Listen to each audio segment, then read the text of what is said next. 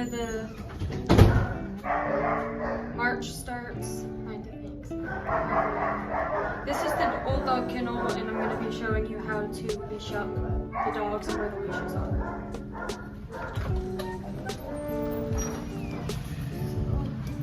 The leashes are just straight back, and when I grab leashes, I try and make sure I know which one. Here is where the charts would be if you're doing advocacy. So I'm going to be taking Maxwell out. Each dog is their own cage card, and then right now they have PPE required, and one day you can take it off. And then for his kennel, he has a carabiner. So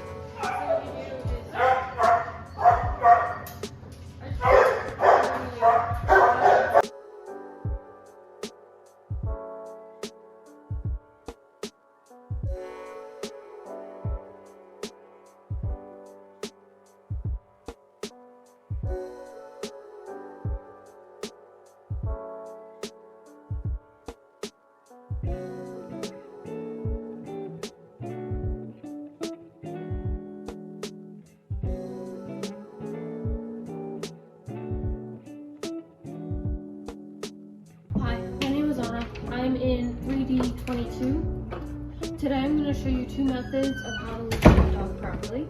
First method is you're going to take your lead, you're going to put the loop, the metal ring, and you're going to loop it through.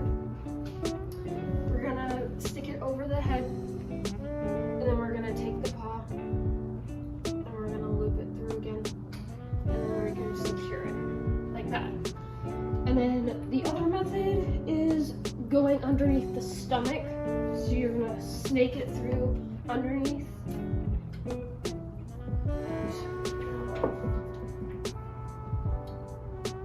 Do that, like that. You're gonna then tighten it again. So tie it, tighten, so it doesn't like slip or become loose when walking the dog. And then you're gonna make sure you tie it again, just to make sure there's extra security. And then you're gonna tighten it and you're good to go. Hi, I'm Paige. I'm in the Marches of 2022. I'm sitting in front of the dog kennel. I'm going to show you how to kind of get ready for advocacy. Just in regards, we're going to go this way. Here's the med station. Once you guys get to things, you can find all of the papers here, like your treatment sheet, abnormality reports, incident reports, shift changes, complaint forms, etc. You guys won't have to deal with this for a while because it's all the meds and everything. But for advocacy, you come over here to this handy dandy little binder, get your pin out, and normally they'll have like a sticky note of who is out. This is for cats. I'm gonna do a dog first. And you just go through and see who has already done it. So Olivia, Emery, Luna, Roscoe, Maxwell, Sage, and Bones have been in it. So I don't think there's any dog that hasn't been out yet. So I'm gonna do whatever dog you'd like. I'm gonna do Olivia, because she went out first. And then you put their dog's name, you put your name, oops, works, and then you put the time, you sign the sheet. And then make sure your times match on this binder and in the chart, which we will get to that. All you do for advocacy is a dog for 15 minutes and a cat for 15 minutes, and right now you have to wear proper PPE because there's new animals. You get to look like a goof. And Anna and Maya showed you guys how to leash up and everything, so I don't need to explain that.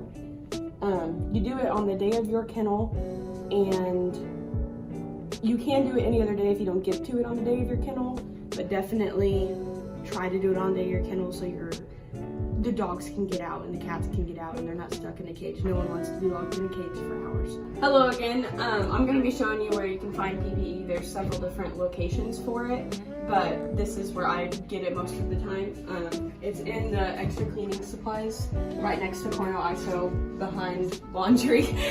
And you just, for PPE, you'll need gloves, a face shield, or you can wear goggles and a mask.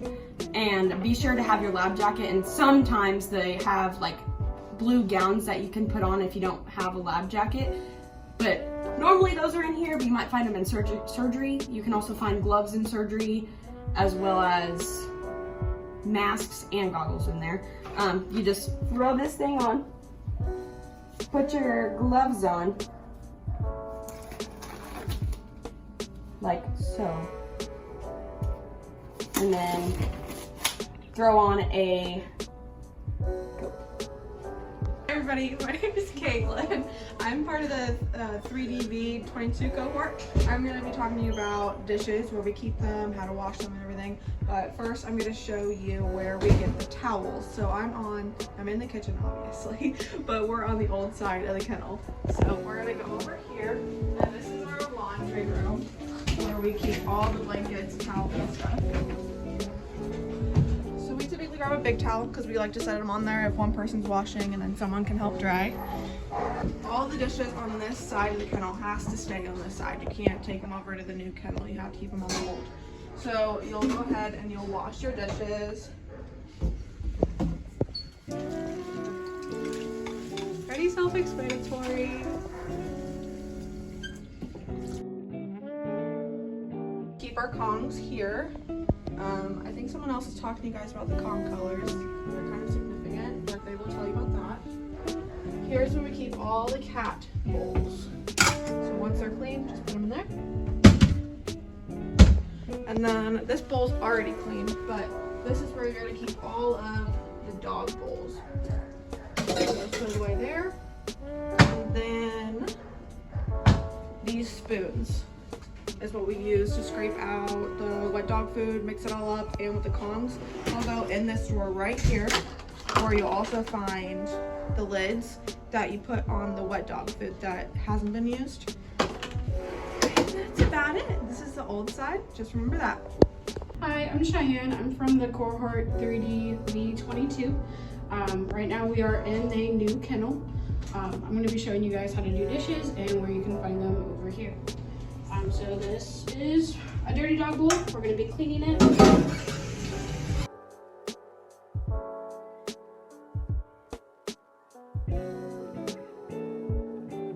And once you're done drying, you're going to come over here to this cabinet. It says food and water bowls in case you forget. But you're going to open it, and then you're going to find all of our dog bowls are kept right over here. So we're just going to put this back, and then we're going to close them up. This is a already cleaned and done cat bowl, so we're going to put that away. The cat bowls are in the far cabinets over here. Ta-da! Then there's some extra dog bowls. They're just extra. But anyway, the cat bowl right there. And the spoons, just like in the old kennel, are kept in a drawer as well. Their drawer is right here. And you'll just put them in. And that's how you do dishes for the new kennel. This is where you sweep and mop.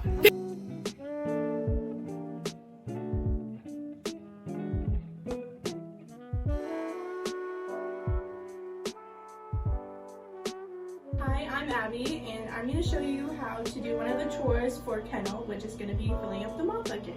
So we're here in the laundry room where the mop heads and the mop buckets are, and we're just going to take a mop bucket. You can pick any bucket, really. Just take this one, and then we're going to take this rescue. There's rescue on it. And we're just going to pour at least about a shot into the mop bucket. So pretty much like just for a second. For any right now, but and then you're gonna take this hose here from the faucet looking thing, just stick it in there, turn on the hot water, you know, and then just let it run until it gets to about where it says wave break. Hi, I'm Haley, and I'll show you how to put on the mop head. First, usually the mop sticks are inside of the yellow buckets, so you'll just find one of those. And it just looks like this. and then you'll find the actual mop part.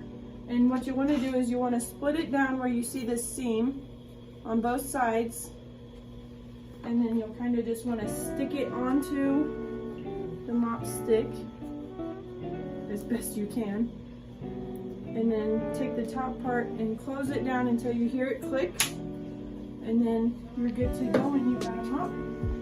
Booyah. Once you're done with using the mop, you'll undo it, which is the hard part. I'm gonna show you how to dismantle said mop.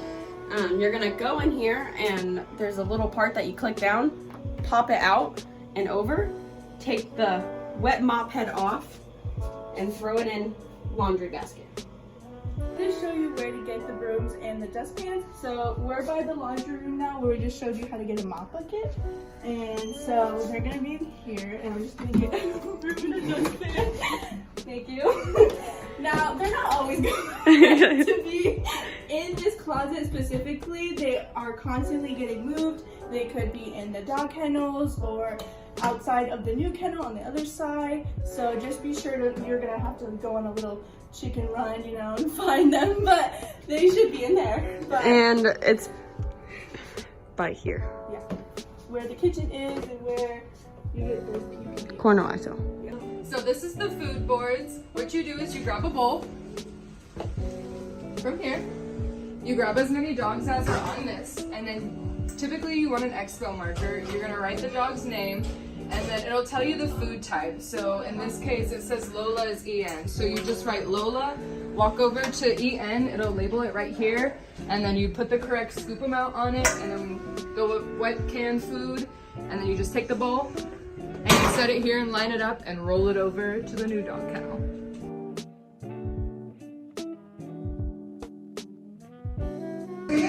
What we do, we use rescue. Most of the time they're sitting on the counter here, but sometimes you may have to go looking for them. Ask your kennel leader. You take it, you spray it down, and then you wait 5 minutes, and then you go in and clean it out. In the new dog kennel, there are grates, so you have to lift up the grates and spray under the grates and wipe it out.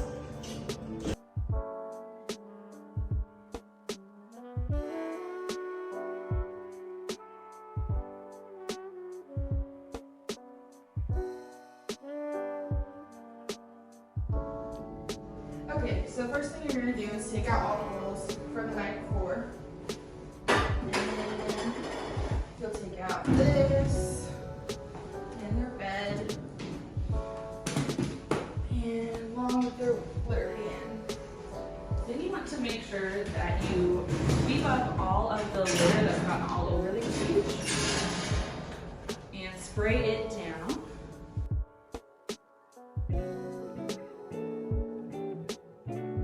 Once you spray down the bed, and check the blankets to make sure they're still clean as well.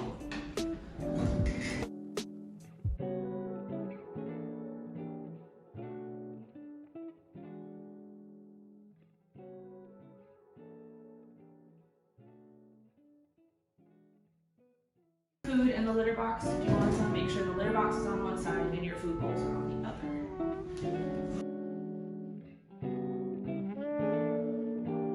I'm going to show y'all how to make kongs. Get a big bowl from the top of here, and then you come over here and look for the dry kibble, EN. And we do 2 scoops of dry.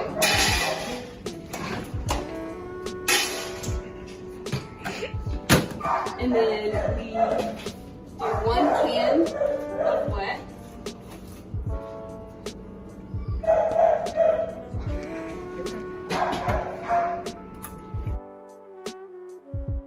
The same can, I fill it halfway with water. And then I get a cup of dry kibble. And I stick it inside of the kongs first, so the soupy stuff doesn't go all the way down through the hole at the bottom. And you just mix it up and shove it in there. And then stick it in the freezer and pull the other ones out.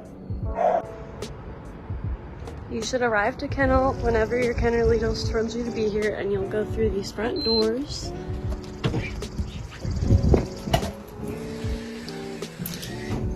And when you get in here, you will take your temperature like normal.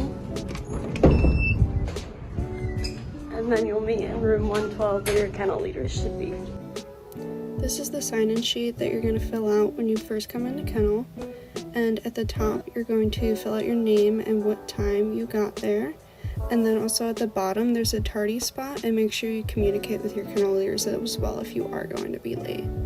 And then on the back of the sheet, you do also have to sign in with what job that you're doing. So find the job that the kennel leaders gave to you and sign and put your class with it as well. On this whiteboard in the classroom is a lot of really important information that we need to be looking at and know for kennel. On the left-hand side of the board is going to be a list of all the dogs that we have in the kennels right now. And under each dog, it's going to give us a little bit of information on the special accommodations that they need, like whether they need a harness or not on their walks. On the right-hand side of the board at the top is going to be our list of animals that are NPO, which means nothing by mouth, so no food or water. And it's really important to be looking at that, especially when you are preparing food, so we don't have to prepare anything extra. And typically we're going to see these more in our surgery terms, which your first term you're not going to have, but term 2 there is going to be a surgery term. And the same with the samples right underneath the MPO. We're going to see those more in our surgery terms, but those are going to be if we need any sort of urine samples or fecal samples that we need to collect during kennel. All this information on the whiteboard is likely going to be relayed to you by your kennel leaders, but it's always good to double check and make sure that we aren't missing anything.